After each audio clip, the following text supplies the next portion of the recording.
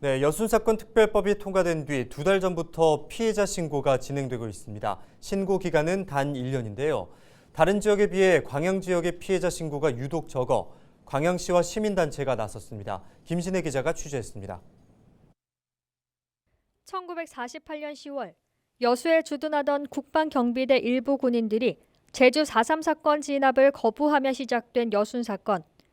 당시 전라남도가 조사한 피해자만 11,000여 명입니다.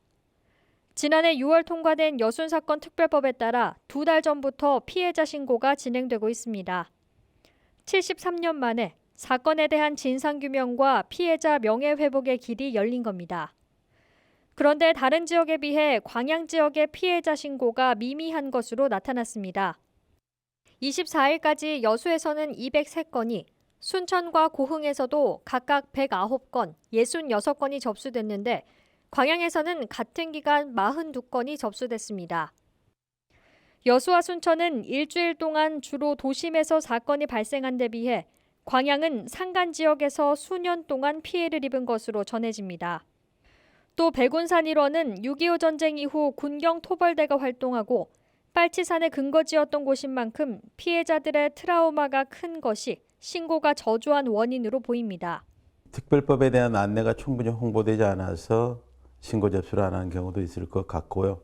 또 과거에 그런 트라우마로부터 아직도 헤어나오지 못해서. 하지만 신고 기간은 1년으로 한정됐고 신고 없이는 진상규명이 불가능한 상황.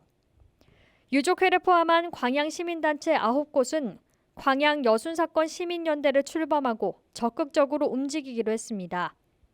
광양시도 힘을 보탤 계획입니다. 신고율을 높이기 위해 다음 달부터 찾아가는 신고센터를 운영할 방침입니다.